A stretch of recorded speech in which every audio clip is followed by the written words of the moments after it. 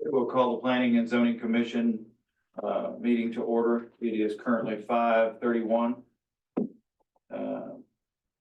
Guys, if y'all will look at the minutes from April 29th, and I'll need a first and second as you viewed them.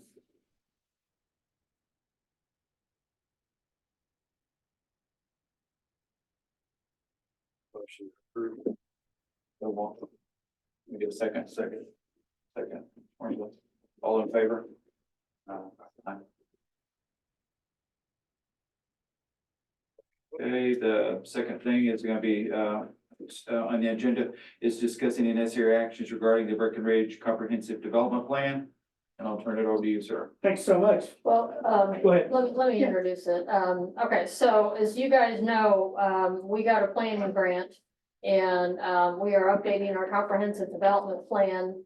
I think the last one was 67. You guys have already looked at the park plan that will be a part of this. Tonight, we're just doing a high level overview. You won't be taking action on it. The parks plan is already in here, as we knew it would be. But so he's just gonna go over high level the rest of the report.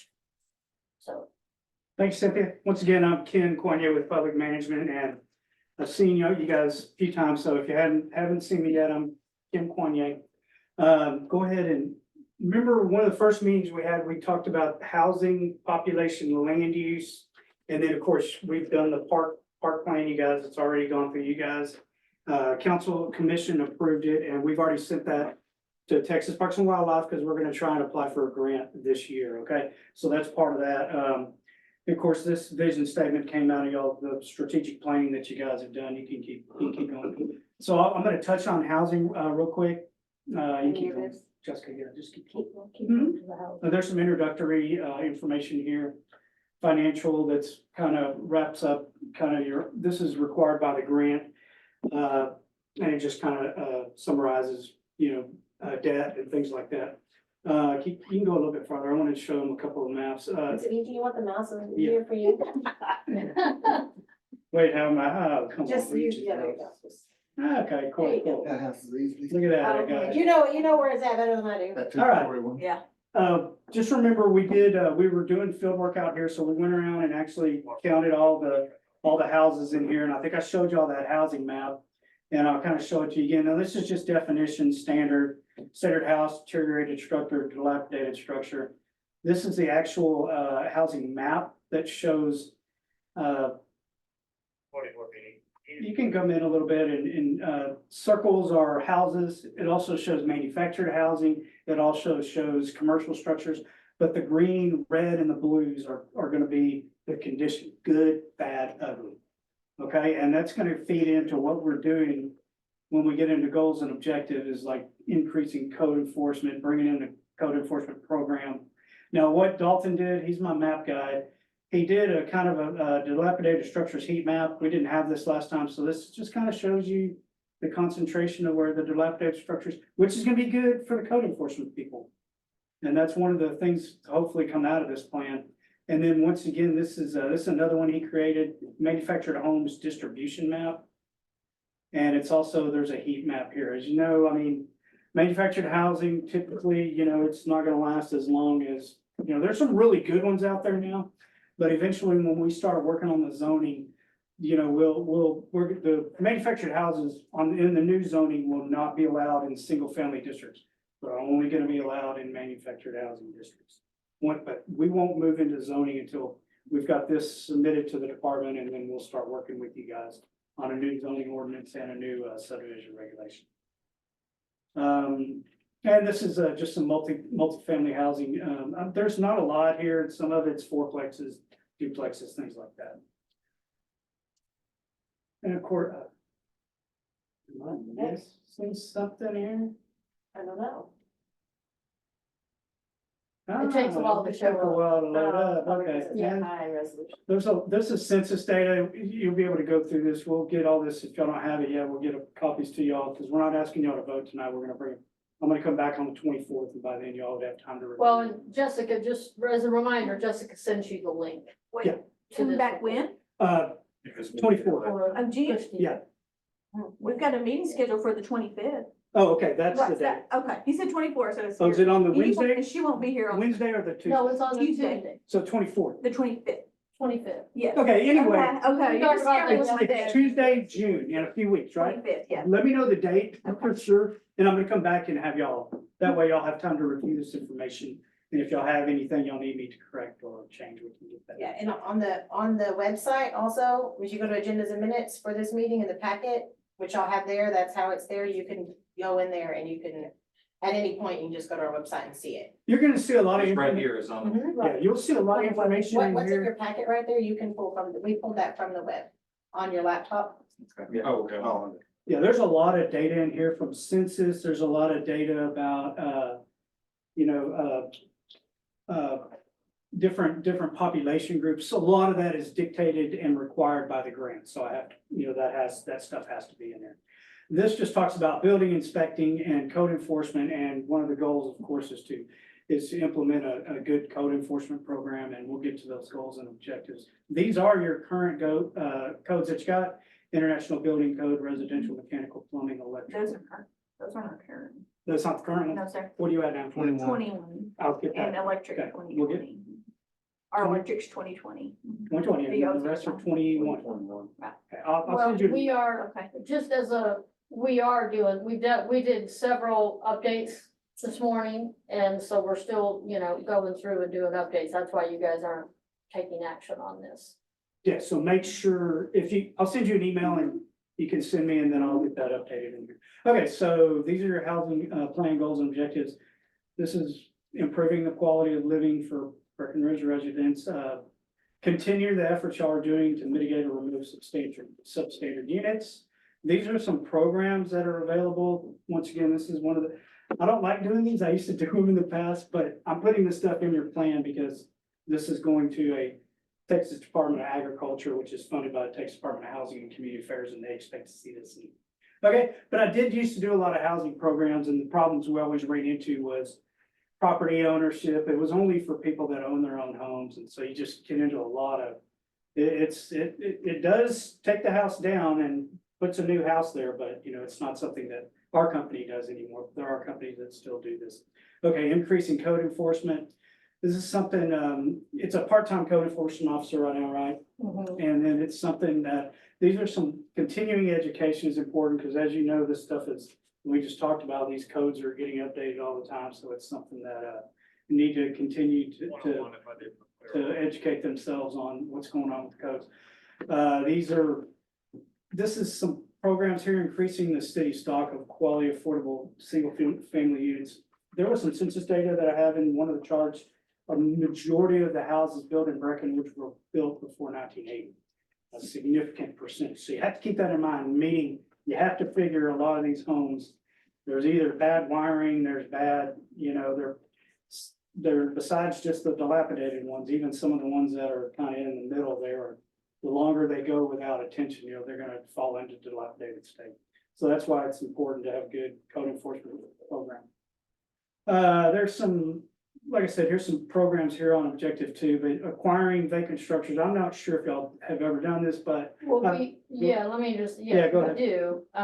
So with our program to demolish substandard homes, we do try to get ownership of those. Some of those we have gotten, they are in the floodplain. We are, as we're increasing those efforts over the last year, there are some that we're getting that are sellable, and we will be all selling those back to the general public for builders, you know, to invest in buying that property and building a home. so yeah, and once again, it's taking a dilapidated vacant, usually vacant, dilapidated or behind on taxes, and you're taking that out and putting something there that could hopefully start generating taxes, be a positive tax out for you guys. Building code enforcement. Now I'll just revise this to say to keep up, you know, because you just told me you're at 21, so that's Yeah. probably. But I'll revise this to mention to continue to monitor if you need to update your code. You don't have to update them every time, but I guess y'all went from 15 to 21. We do it every 5 years for our That's ISO. good. For our ISO rating. That's good. I know a lot of communities when the fire codes, and they're having to sprinkle certain buildings, right? A lot of communities did not even want to upgrade from 12 to 15. I think it was 15, right? That started requiring that. So there was just a lot of cost associated with it. And then, of course, long-term initiatives continue what you guys are doing with these programs for taking down substantial structures and enforcing all housing-related codes and ordinances. Okay, population, this is census data. You can see here 50, this is 2000 to 2020, 58, 60. It's kind of steady here, right? 58 down to 54. I'll show you where we came up with this number. We're showing y'all at over 6,000 now, and that's based on us going around and counting all the structures. So we knew which ones were occupied structures, so. That's accurate, because I've been using that everywhere. People said, where do Well, you it's, get that it's information? on site. So Yeah, that- definitely, yes, yes. Census, the census, is behind. You gotta remember that 2020 census data, I mean, I'm running across the state, just. Most people are not really trusting it because their numbers, water customers are showing way more people than what was counted in the 2020. Well, I think it's all, census data has always been tricky Yeah, because they who haven't, is people answering don't the census? report, they don't answer. Yeah. But if you remember what was happening in 20. Yeah. COVID, so it was even worse, and that is across the nation that is happening. Unfortunately, I have to use these census data because these tables are required, which is Hispanic, non-Hispanic by race. There's some other tables in here. I've kind of compiled some. Go back up if you don't mind. Mhm. Where are they at? What is that? The Hispanics. I just know what the data says. Okay. It can be, it's got to remember. They're saying 66% at Breckenridge ISD are Hispanic. Did you say damn Mexicans? No. No, but I did not say that. Roll it.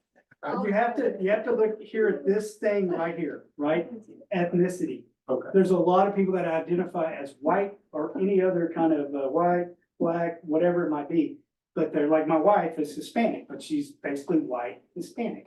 So it's an ethnicity. Okay. That's That's how the feds define, correct. Number Exactly. one. It's as opposed to a race, it's an ethnicity. and this is reported, again, this is. Yeah, it's absolutely, reported, yeah, this So has been- what, a lot of times, we're Is that kinda not like the- capturing. Okay. You're capturing data that people filled out the census. Okay. And that Oh, question so was that's answered. inaccurate too, so yeah, okay. Well, once again, you're dealing with 2021. If this says 2021, it's the most up to date. But, and they just barely came out with 2022, so I didn't get, that hasn't been put in here.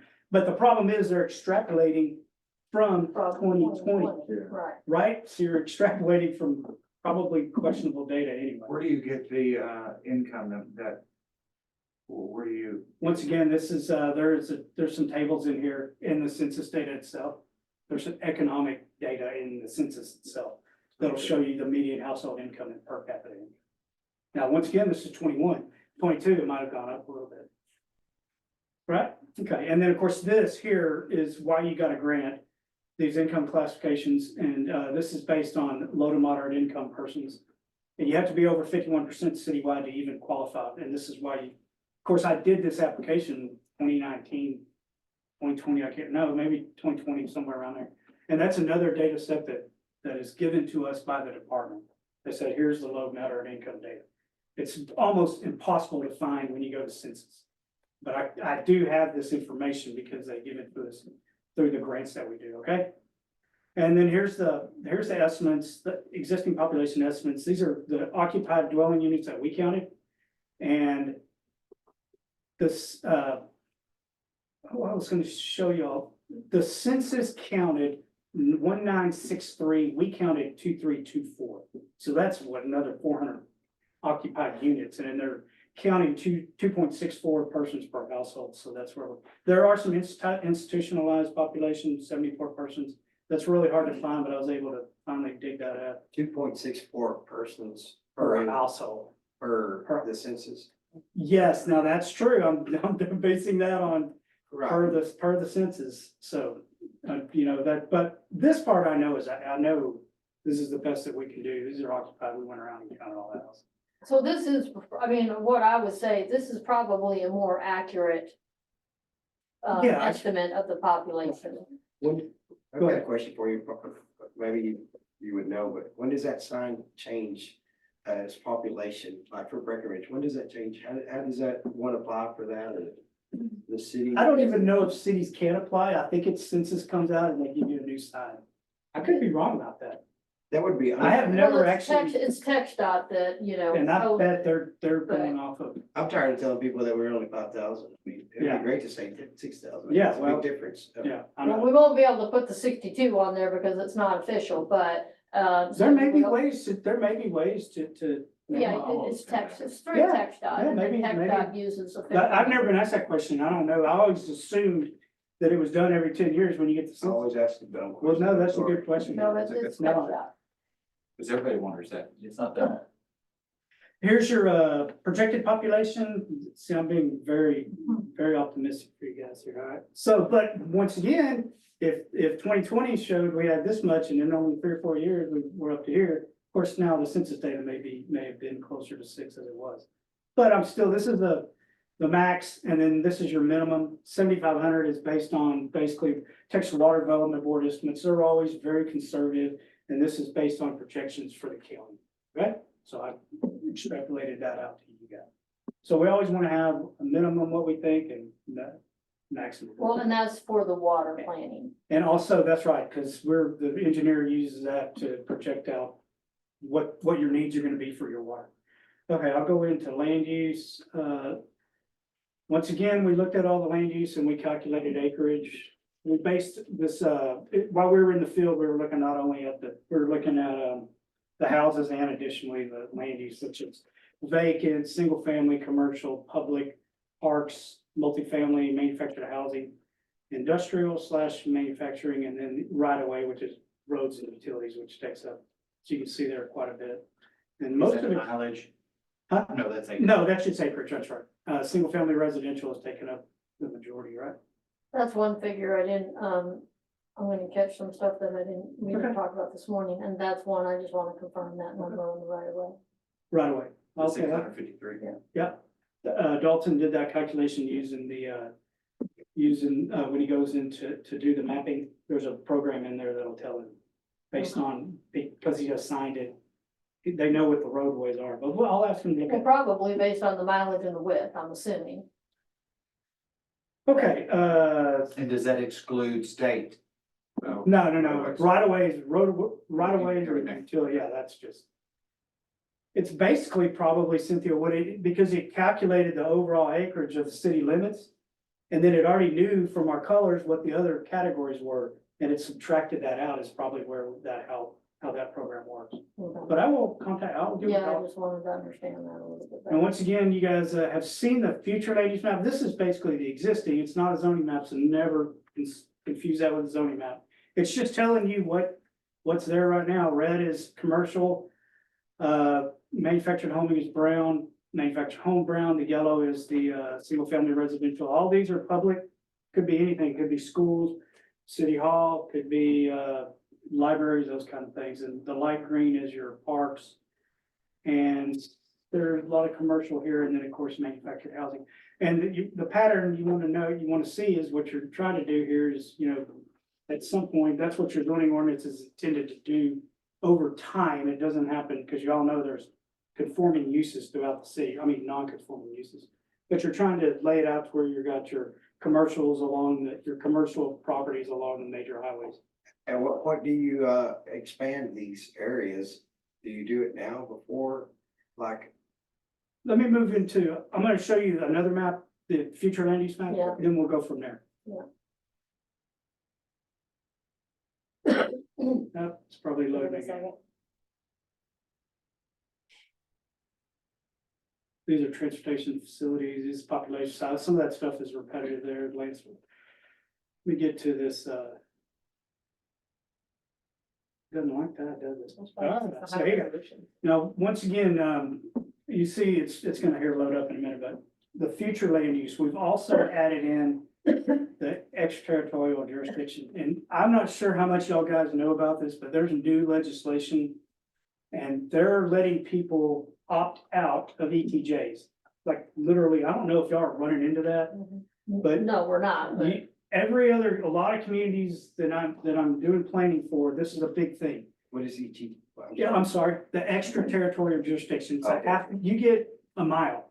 You, depending on your population, half mile for everybody under 5,000, then a mile, and then it goes up to like 3 to 5 miles. I can't remember what the big boys get. What it does is it allows you to plan in these areas. It also allows you to enforce subdivision regulations, meaning if you got a We've prop, got an agreement with the county. they do yours, I mean, I they, don't know, I have yeah, not researched that. depends We on- haven't had a whole lot of yeah. growth and development here. Sometimes some communities will abdicate that function to the county, and the county enforces their subdivision regulations throughout, other than inside the city limits. So- Well, and it's limited. In the ETJ areas, it's limited because they're not inside the city limits, okay? So what it is, what it's set up, and I'm sorry, but what it's set up to do is to be that buffer area of those areas that are most likely going to be coming into the city so that we have, like land uses. The challenge really came several years ago when cities no longer have involuntarily annexation powers. So, cities used to be able to annex properties involuntarily. Now they can only annex if the property owner agrees to come into the city. And there's benefits to doing that. City services are one, water, wastewater, all of that stuff. But obviously that means you're gonna be paying taxes. But that's why there's some jurisdiction in the ETJ. But there's not a lot because, it goes back to our system of government, one person, one vote. So those people in the ETJ, they can't vote for their representatives at the city. And the other thing with subdivision regulation, it also, in other words, if you had a property right here, just outside, first of all, like Cynthia was saying, you could only annex properties that were inside your ETJ, and they had to be adjacent to you or to the city limits, right? Contiguous, yeah. Subdivision regulations, the biggest benefit is if it comes right in here, your subdivision, county subdivision regulations are very general and weak. Some are better than others. City Well, they ones- have limited powers. cities are more, they're more strict and they're more, there's a plat review from you guys. We're telling them we're gonna have 6-inch water lines so we can get sewer service in there. We're telling them how wide the streets are gonna be. Because the theory behind and the reason this was all, they came up with this 80s or 90s is because a city would annex a subdivision. And then they get in there, once you annex, it's yours now. So you've got 2-inch lines all throughout this system, this little system, right? It's your problem now. Same thing, sewer, whatever they did on the sewer, if they put in really small streets. That was now your problem. And if they put in bad streets, right? So it's there to protect you guys. It's hardly ever used.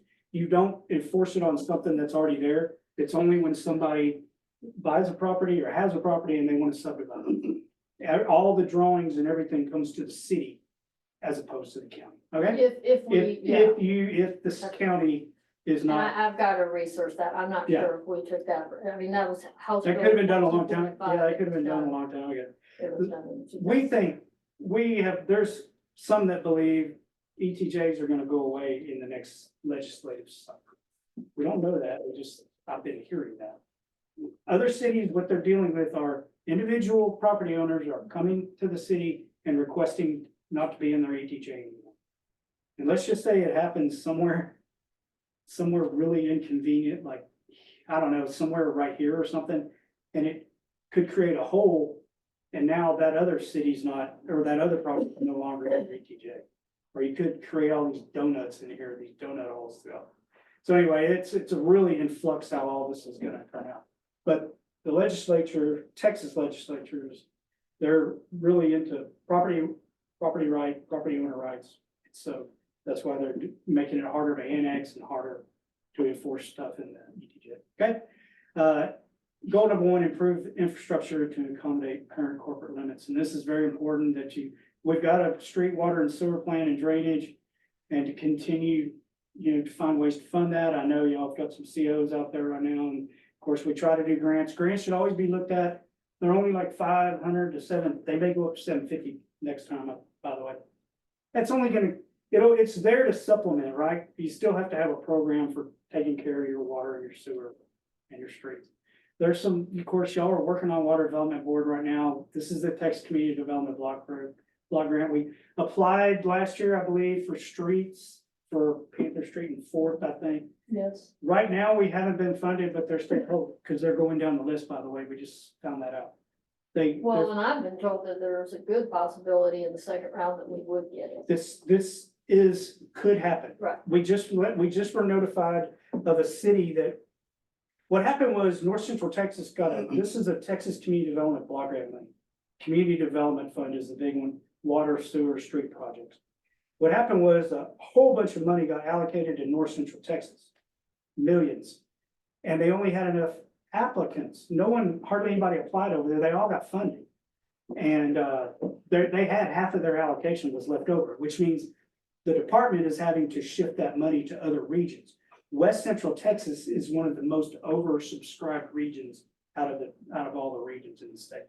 It's always, this one and East Texas are always very competitive, and there's never enough dollars because it's based on population.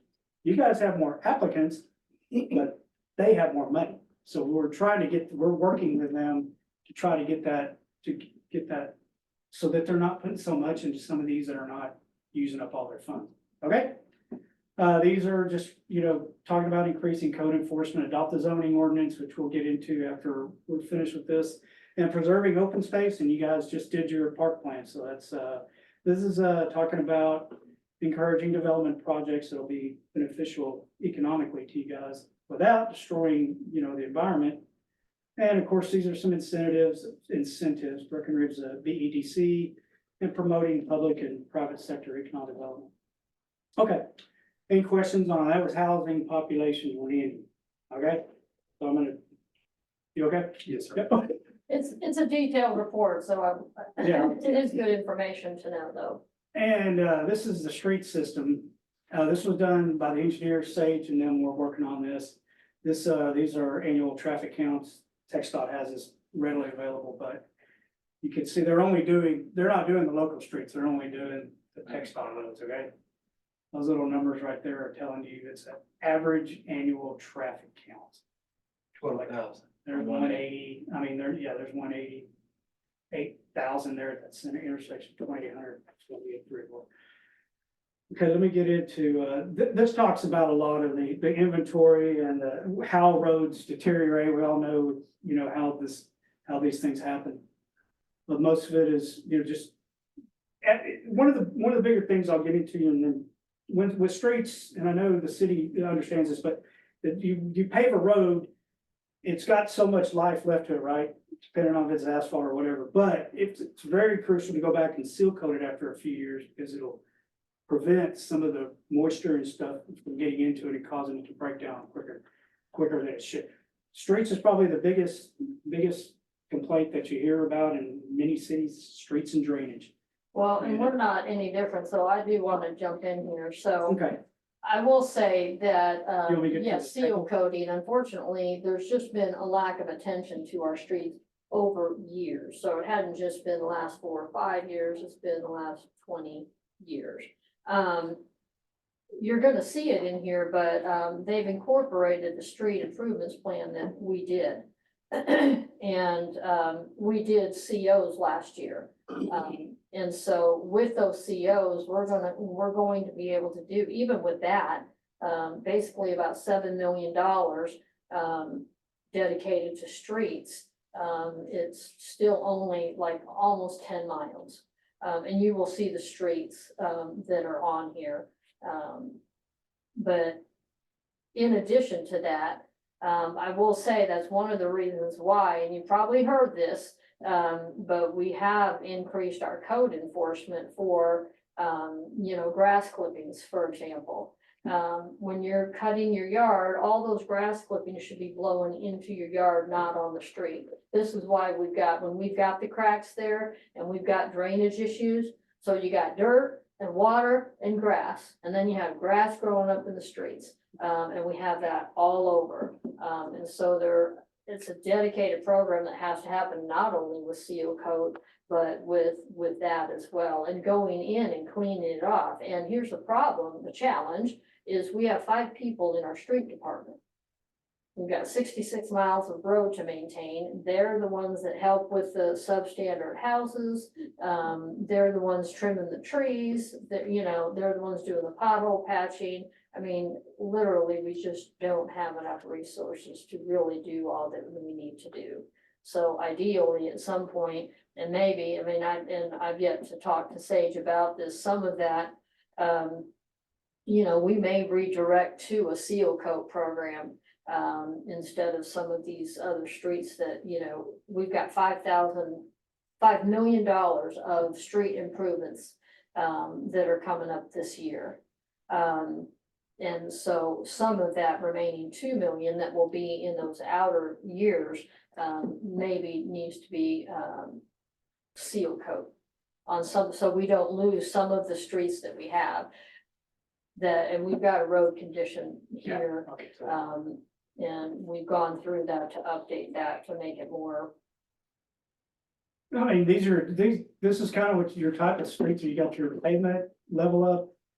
You're adding hot mix, you got the seal coat. Well, I look at seal coat as more of a, to be honest, and hopefully you'll get there sometime, but you may be going back and seal coating some that maybe haven't been done recently, but after you've completely done a street, you come back 7 years, 5 years, actually seal coat one that you may have done, because it's gonna keep that. When you reconstruct one, you're scraping all the way down to the base, you're compacting base, you're adding asphalt. That's typical reconstruction.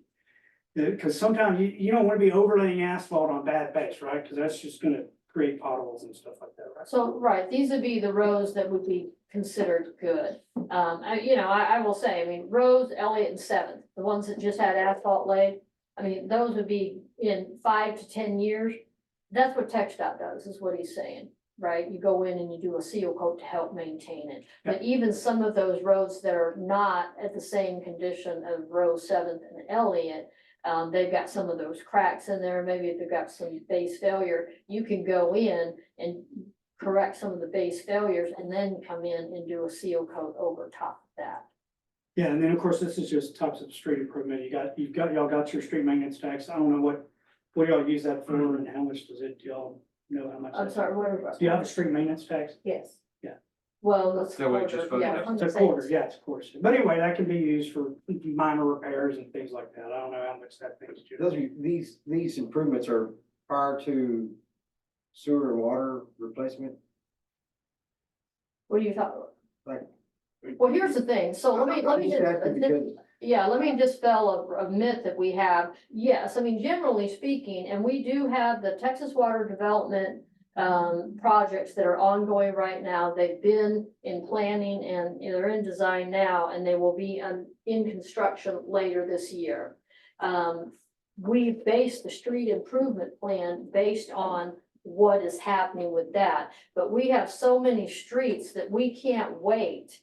We've got 80 miles of water line. We can't wait until we replace all of that, because we don't have the capacity to do that anytime soon. So unless we want to take these roads back to gravel, there is gonna be a point where we will be doing roads that later, maybe in 5 or 10 years, we need to come back and do the water or sewer replacements underneath. Now, we are prioritizing those roads where the water lines have been done. So we've got excuse me, it's on the website, the street improvement plan, and we put it on the Facebook. I don't know if you guys ever seen the chart. We've talked about it multiple times in commissioners. We've got near term, midterm, and long term. So, all of the, midterm ones, those are good candidates for where water line has already been replaced, or it won't be replaced in the next 5 to 10 years. Does that make sense? Is that what you were asking? Yeah, no, I'm just wondering, I mean, in my mind, I'm sitting here, making sure that we make the right decision on whatever it might be, but I have questions asked. I mean, the street here that we redid, great, I love going down to my mom's house on the street, but we already have holes in it.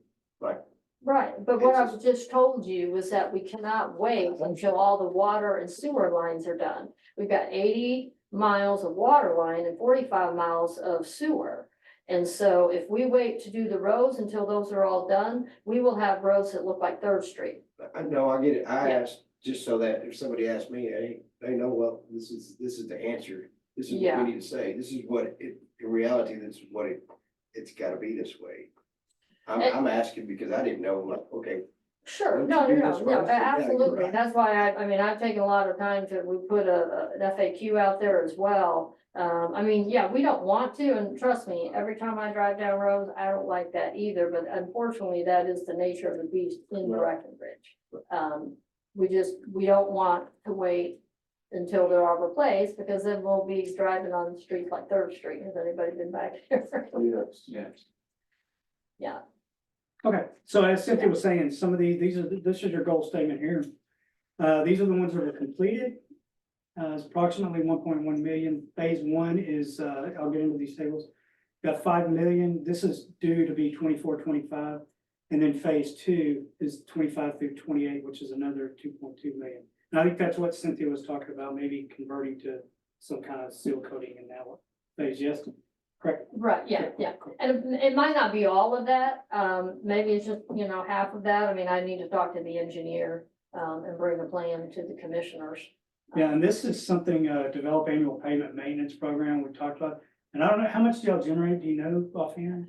About 250. Okay, so this is, these are maintenance is kind of what you can use that. You can use it to supplement you can borrow against it. You can, if you've got a bigger project and you can, I think, right? Well, Maybe well, it's a anyway. bigger story than Yeah, that, but anyway, it can be used to help supplement.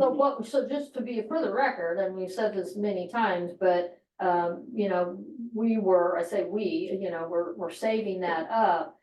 We had almost 1 million in there, and at some point, I mean, we probably shouldn't wait that long. Now, what that did allow us to do, though, was that's how we did Rose primarily. It did take some of the CO money, but Rose, Seventh, and Elliott were primarily done with the sales tax proceeds that have been building up over time.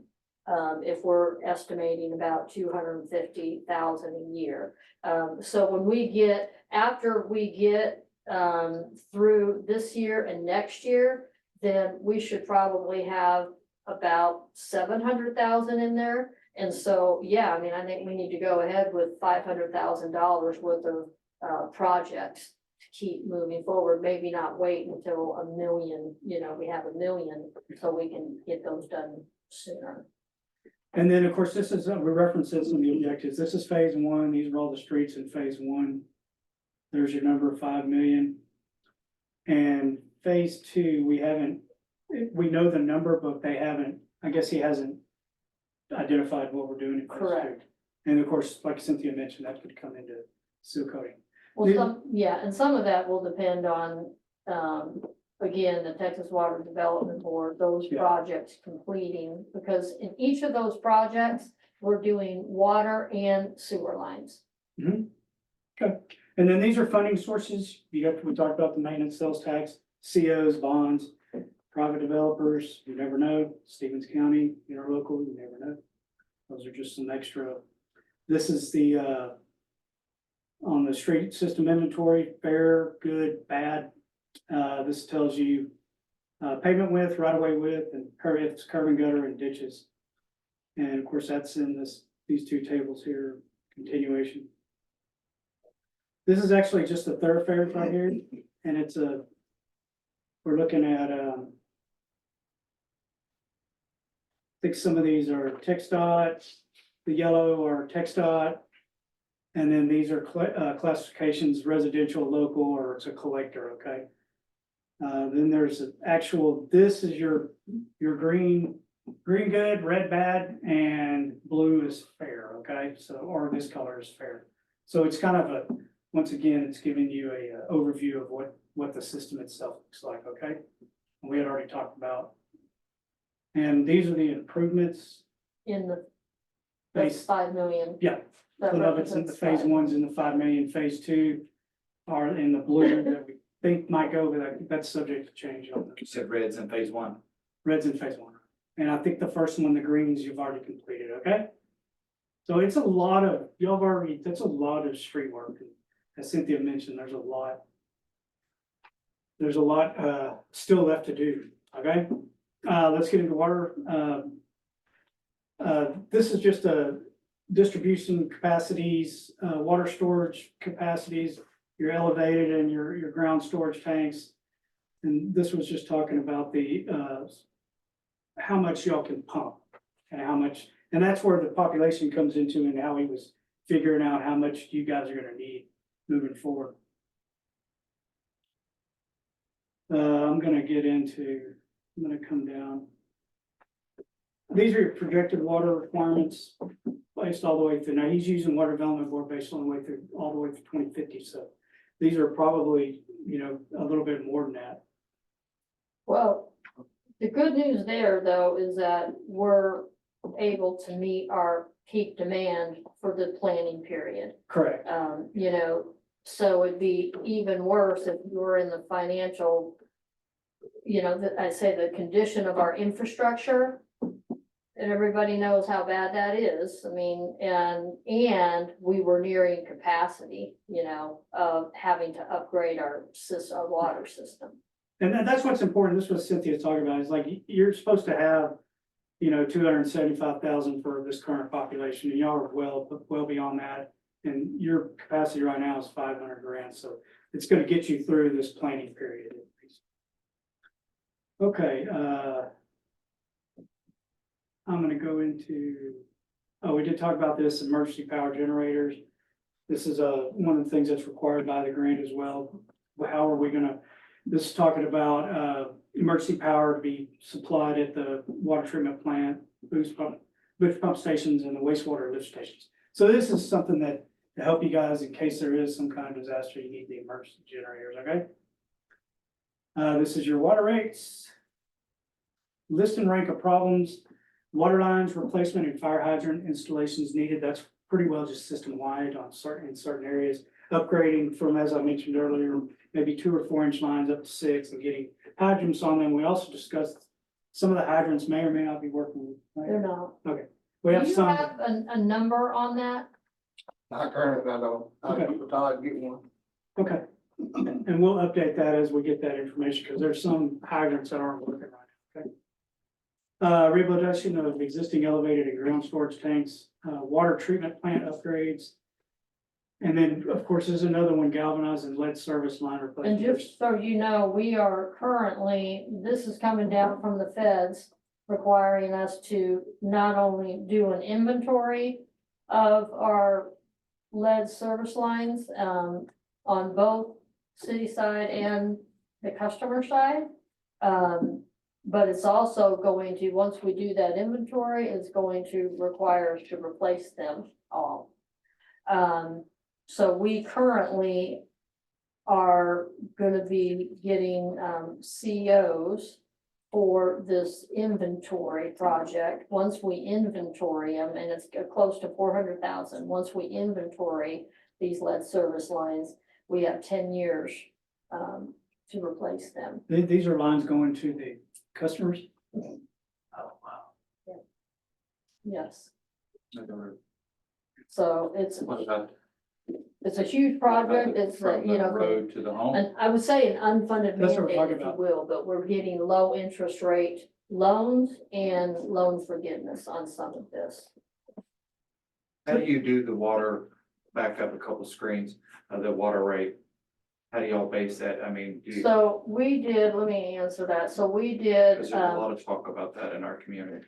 before, yeah, and I put out, just so you guys know, I did a whole FAQ on this. It's on the website. And I would encourage you to look it up because it's all laid out. But we did, and this is before I got here, used the same company, New Gen, to do a water, wastewater rate study. And what they do is they remember your water wastewater funds are like enterprise funds. They're like a business. So your service fees for them should cover the cost of operations and maintenance.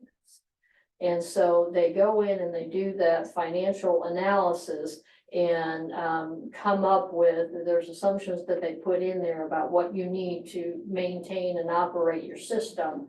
And then they churn out, a recommendation for rate increases. This was done in 2021. We've had increases, the commissioners adopted the most aggressive, which, I know citizens don't like it, but these are expensive infrastructure improvements that have to happen. And so they did adopt the most aggressive, which was a rate increase for 5 years. We're coming up on that. It went down. I mean, the first couple of increases were substantial. The last increase was, 2% or 4%. And we have one more year but this is a water rate study. We should be doing these every 5 years just to make sure that we have rates that are doing what we need to operate and maintain our system. Yeah, and just keep this in mind, I've had cities that they would not raise rates because they didn't want customers getting mad at them. They would literally go years without rates. Then they wanted to go get some money for water development board. And they would tell them, they almost had to double rates.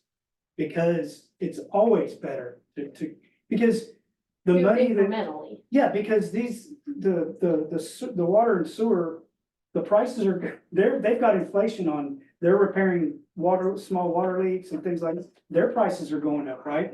Just based on inflation. So it's always Well, better to go up. Yeah, incrementally, but the other variable that is not controllable, at some point, this is a highly regulated industry. So if you don't meet the requirements at some point and your system is failing, they'll require you to do it. And that's why the rates will double, and they have that legislative power, that enforcement power to require you to do it. So it's better to do it incrementally. Yeah, I'd like to do with what the population was intended to be and where we're at now, and like. Well, yeah, and I've said that, so I think everybody already knows it, but the big challenge in Breckenridge is that we've got infrastructure for 30,000 people. And we only have 6,000 people living here. And so most of this infrastructure was put in the 20s, 30s, 40s, and it hasn't been touched in large part since then.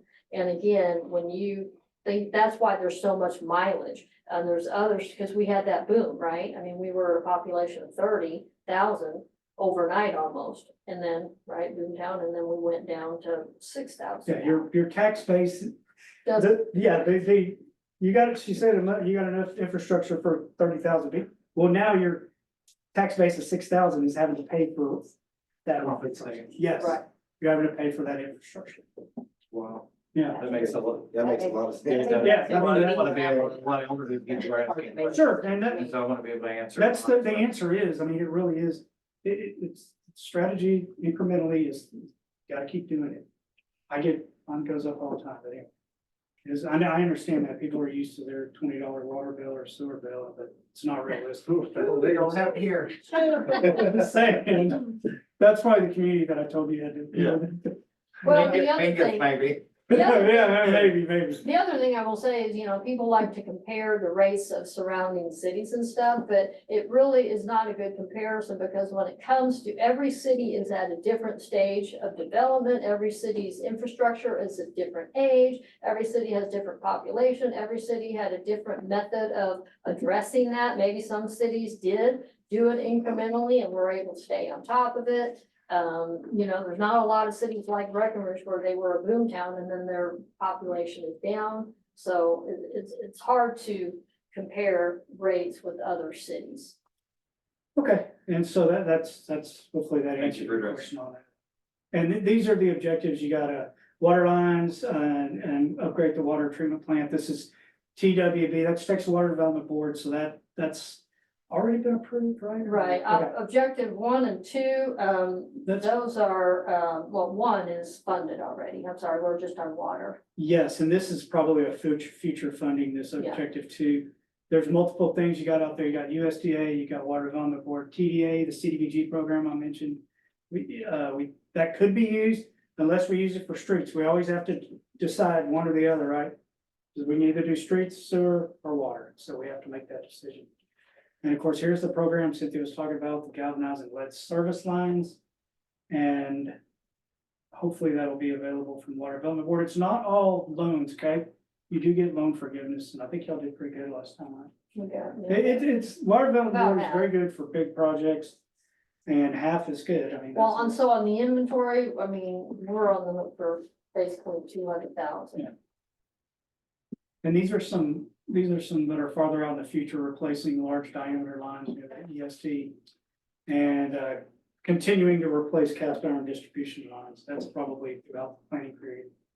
It's always, you know, at some point, you're gonna have to get those replaced over the PVC.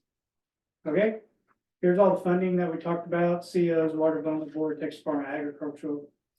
EPA, there is some money available there, I've never used it, we've tried. USDA, I've been hearing, I used to never tell anybody about this, because I had a project that our company did 10 years, put in a sewer system. But, I think Sage and them said they're having pretty good luck with it. Well, And, there is more money available. In fact, I talked to the rep and, we were gonna set up a meeting. But yeah. But part of the challenge, I will say, like even with the current TWDB project, you know, it takes a long time. So when you get money from the feds or the state or wherever, there's, strings attached, if you will. Yeah. And so one of the strings attached is just the amount of, time it takes. Because you've gotta go through all the bureaucratic stuff and it just takes time.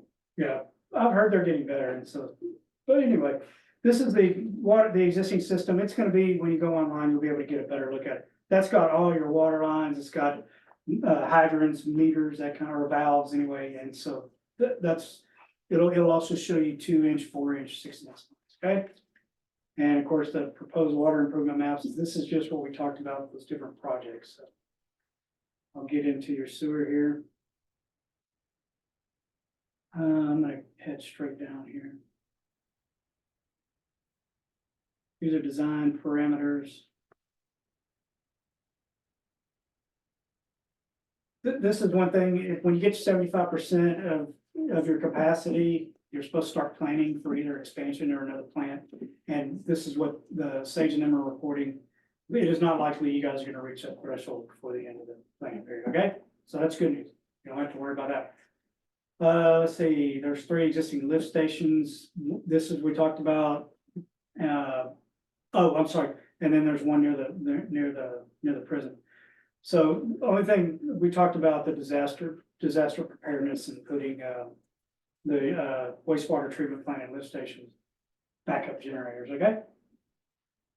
So list and rank problems, lift station rehabilitation is on. When you have lift station, they're probably a nightmare all the time, and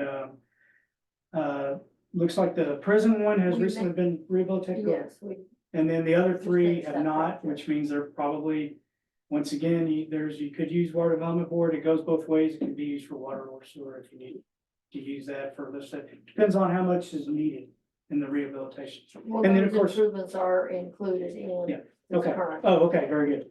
And then collection main replacements, this is the biggest sentence right here, much of the system remains clay, tile, pipe, and brick manholes. That's probably really old, and that's where all your infiltration comes in. It rains, and it just goes right in through that thing and straight out to the plant, okay? And So so we that, do have some of the replacement pipes that will be replaced, and you'll see that map. The one you saw in the water was one you saw, but you'll see that map. But again, with 45 miles, it's not gonna be. I mean, the amount of money that we have after the lift station improvements for the collection lines, I mean, it's minimal. But it's still a lot of money. I'm not sure how much do y'all replace lines on your own or just water lines? We have taken more action to do some. I mean, last year we did, because what has happened is we'll go in and we'll do repairs, Mhm. a foot. you know, and so there were a couple, I'm like, man, we're in there, and if we've got some funds, we're gonna go in and do longer stretches, so we did Sixth Street, and I believe, Fourth Street, last year, like 800 feet, so a lot bigger project. And so as Cynthia was mentioned, this is already included in the Water Development Board, rehabilitate the lift stations and install improvements. Objective 2 is currently under design and currently funded by Water Development, which is wastewater collection lines. And then these would be another project in here in Objective 3, replacing more collection lines. Objective 4 is a little bit farther out of the timeline, so that's install improvements at the wastewater treatment plant, likely to be funded by either USDA or WILD. When you got a big one like that, you're not gonna be able to get it done with CDBG money or community development money. You're gonna have to go out, it's gonna probably have to be one of these two agencies. We got smaller projects, then you can use like line replacement and things, that's what you can use that community development fund for. These are collection lines and then more collection lines. You got 3 and 4. So I'll get.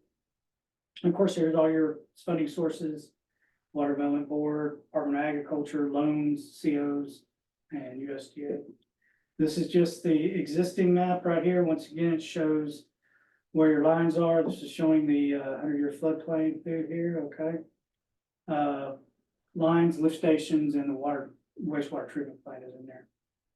And then here's all your phases here.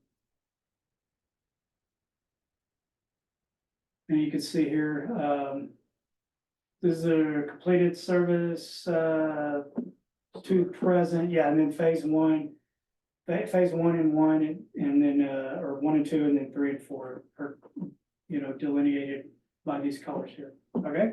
And once again, it'd be easier probably to see on the PDF you use it. Okay, and then last but not least, I'm not gonna go through the parks. I'm just gonna get into, because y'all have already seen that and approved that. We'll get into the drainage. And we didn't have a lot, or he didn't have a lot here, but just, you've got maintenance of creek channels, repairing damaged culverts and removing silt, restoring roadside ditches, removing grass and silt from curb and gutter sections, and then identifying any lacking drainage easements. These are the historical problem areas, major events usually. That's flooding on, when that was? Oh, that was recently, right? Yep. Look, I mean, some of these problems, big drainage problems, it just takes quite a bit of money to get those things. And there's no guarantee that even if you design it correctly, a storm's not gonna come and be bigger than what you had designed it for. If you go back up to that analysis, just so you know, some of the budgetary things that we do, I mean, I've already talked about the increased code enforcement. But the maintenance of creek channels, we budgeted in this budget, 50,000 for Consola's Creek, clearing. Is that the creek that runs right off of Walker? I'm sorry. Is that the creek that runs right off of Walker? Yeah, and so we have been addressing this in the budget.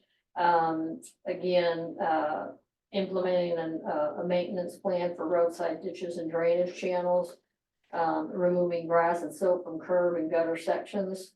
I mean, that just is ongoing and it is on the radar. It's just hard to do, with the limited resources that we have. Yeah, and that's one of the cheaper things that you guys can do is just, when you see damaged culverts, the tin horn ones anyway, or if you see, they're so clogged with silt, that it's no wonder you get a little bit of rain, it's gonna back up in the street, right? Those are the easy things that you can do and the cheaper things that you guys can do. It's just the maintenance, keeping the grass grown, all that stuff. That 800 feet that you made reference to that was repaired, or who did that? Did your city workers or? No, we contracted it out. Okay. Jose Mendez. Okay. Mendoza, sorry. Okay. And these are policy related improvements, mitigation techniques, or restrictions for development out of the floodplain, of course, and then retention ponds and detention ponds and voluntary buyouts. And Cynthia mentioned this already, it's when we talked about the housing, getting some of those substandard units out of the floodplain, right? Storm drainage improvements, cleaning culverts and storm inlets, grading roadside ditches, removing silt and vegetation from curb and gutter sections, ongoing maintenance plan. Performing maintenance on creek sections through the city, Walker Branch. This is another one, maintenance on creek sections. And then just developing a storm drainage plan internally. So that way, you know, each year or whatever, we gotta get these done, and then we gotta come back and get these in the next year. That's just something internally that you guys can do. There's really not a cost other than you're paying the workers that Cynthia mentioned. It's the same ones doing the other things that need to be done, right? So anyway, that's, you know, budgetary is always, budgetary always comes into it with personnel, so. Okay, and then these are some of the sources of funding. You got TDA, Texas Department of Agriculture, that's the one I've been talking about. That's who's funding this plan. We always got to put their name in here, right? And they can do these projects, but it just means you can only do one project every cycle. Every cycle is 2 years, and you don't get automatically funded every 2 years. You may get funded once in 3 cycles, or maybe if you're lucky, twice in 3 cycles. So you don't want to count on that as your strategy for retirement, you know what I mean? So here's your other things. You got flood mitigation assistance, flood infrastructure fund, Texas General Land Office, if there actually is a disaster declared, and there's some money out there right now, but it's related all to Houston area right now. You'd have to be a declared disaster area, and then that's when GLO would probably kick in. Not that we want that, but they do fund a lot of projects, okay? Okay, this is the inventory map here. And this is showing your purple, that's your floodplain. I'm gonna try to zoom in there. And once again, you'll be able to see these. Storm inlets and boxes and culverts and those kind of things are on your inventory. But we don't have, just to be clear, we don't have a comprehensive stormwater drainage system. Right, yeah, meaning we don't have underground piping everywhere. This is mostly open ditches and culverts and inlets and things. We have. There's some but curb and not- gutter, right? There's some piping, but you know, it's typically out of the cities I work with, I don't see a lot of underground piping. Well, in a lot of communities, to accomplish that, they've added a tax to do that program. And the curb and gutter that y'all, I think y'all are doing curb and gutter on some of the streets, right? No, on the, so, yeah. yeah, and that does help. But once again, you're just channeling it. Right. It's gotta go somewhere down the street, and then it's gonna outfall somewhere, right? Cities that you work Yes, sir. with or for, have you ever come across one like ours where you had 30,000 people living at once and now you? Well, that's, I have, not to that extent, but I do have some that used to be, like I said, I deal with a lot of smaller communities in Breckenridge. But they may have used to be, maybe they were double, maybe they were 2,000, now they're 1,000. And then some of them are ghost towns, I'll just be flat out honest with you. Ranger's a good example. Well, you were telling me about, well, Ranger. one of them, is in Knox County, it's a really small community, but you talked about all your buildings downtown. The buildings are still there, it looks like, kind of looks like World War II, the buildings are there, but there's nothing going Well, the on. reason I'm asking is, I mean, how do you, what do you do different for, what do we need to do? What is? We'd have to increase population. But well, I mean, that comes down Tax base and to. all the Well, problems are falling on the small population. Well, It's hard for the smaller communities if they don't have an attraction there and they don't have a lot of what happens, right? The kids graduate from high school, boom, first thing they're doing is out. So you're left with just basically an older population that's pretty well. That's why when I look at their numbers, they're kind of flatlining across, and there's no businesses that are gonna locate there. Well, the one thing I would say that there's not one silver bullet. So you gotta look at a multi-pronged approach. So it's gotta be economic development, which we have a half cent of our sales tax funding the BEDC. You know, we've had an active downtown development committee that's done a phenomenal job. You know, the city is increasing You know, we're getting plans together and, we're increasing code enforcement. So I mean, it's not one little thing, but economic development is a huge one. Yeah. You know, shopping local, we've got to shop local, you know, finding out, and, you know, David Miller's done a good job of this, with finding out where our leakage is. So we can address those, you know, but it's not one silver bullet, but I'm gonna come back and say it's one bite at a time, so we've just got to have a plan and we've got to work that plan. And I will say, in the last couple of years, that's what we've been And doing. that's probably a reason, I wish this wasn't being recorded, but it's the truth. That's probably a reason why since 1967, there has been, because it's overwhelming for someone like you in your position. I mean, it's causing me anxiety, and I'm just sitting here, you know, I can, Yeah. you know, I Like, can why only do you imagine. elephant one by the Yes, time? I mean, you Right. you know, so yes, we gotta do a little bit at a time with a plan like this and make sure that we have staff here in the city that's gonna follow this, because this is a long-range plan. There's gonna be changes within the city. I mean, that just always happens. So we gotta make sure that they stick with these objectives 10 years, you know, because Well, I would, to answer your question, this is kind of step one, isn't it? Because what do developers look for? First of all, what do people look for? School system, right? yes, They're gonna know, before they move somewhere, they're gonna know how good the school system is. That's what brings people in. I don't think it's all about, obviously you got the economic development piece is big. But I think people are very mobile now, and if they wanna go somewhere, they will. If it's a good, they could work from home, or they could maybe drive 20 minutes, whatever it might be.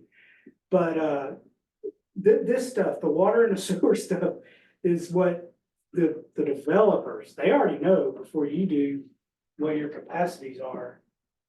Maybe I'm with you on water and sewer. I understand what you're saying, and that was my question. Did I miss somewhere the capacity of water to the population at present? How much population could we serve with the water that we have presently without adding storage? Yeah, we, How much population could we maintain with the present capacity of water? I mean, I'd have to look at that to do the calculation, but we have room, we do have capacity to serve additional I understand what you're population. saying. That is going to be a major thing.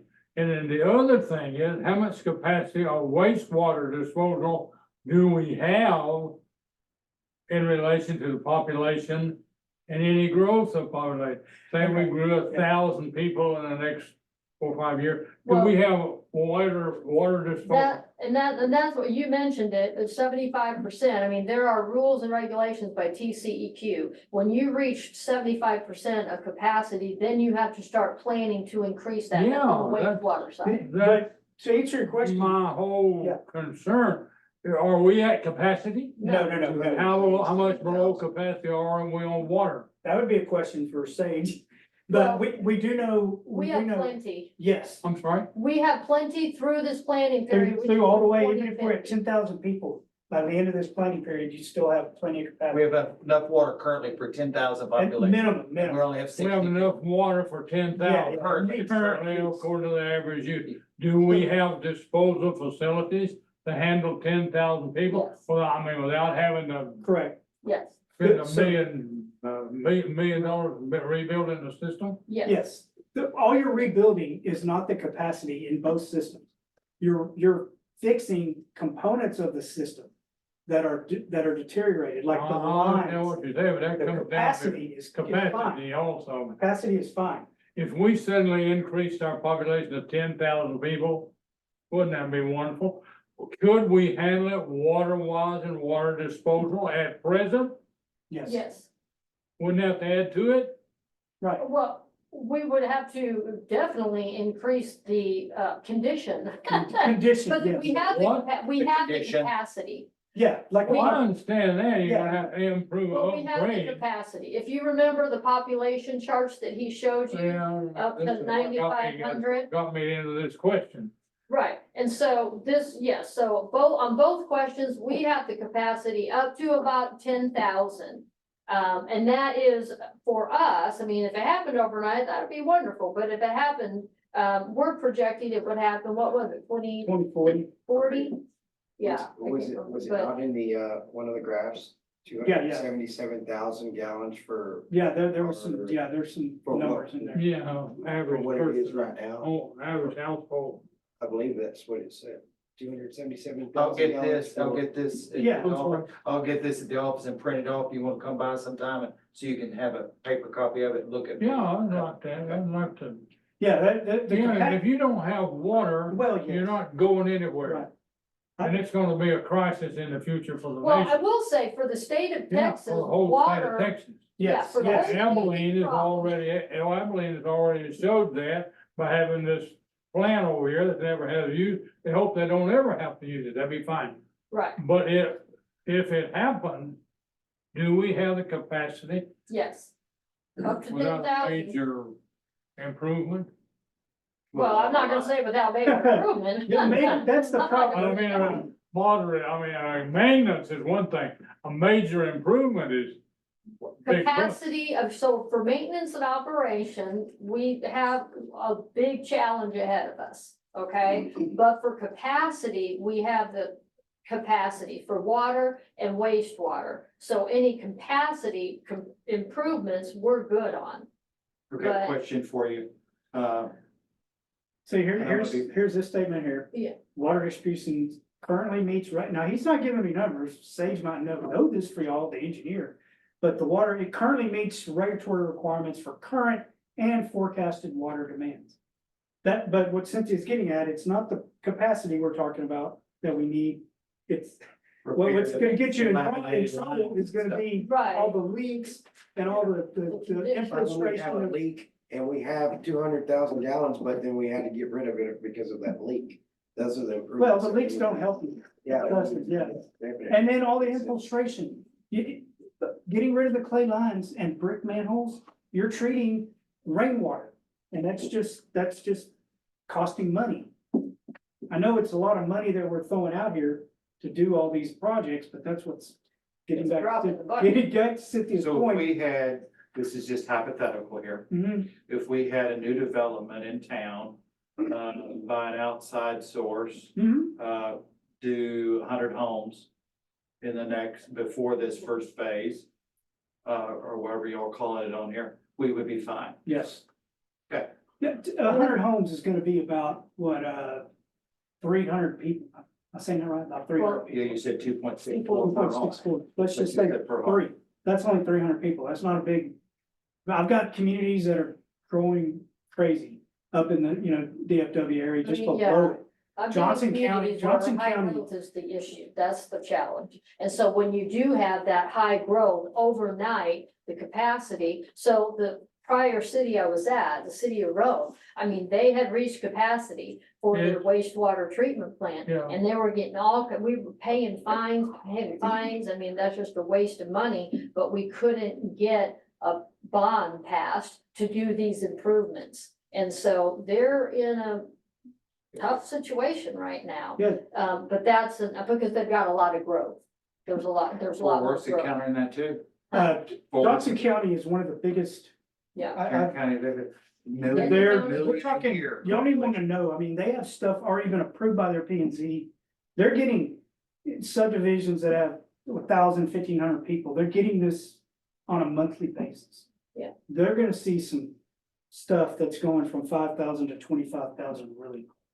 And the water available, I will say, so for example, in Rome, water was an issue.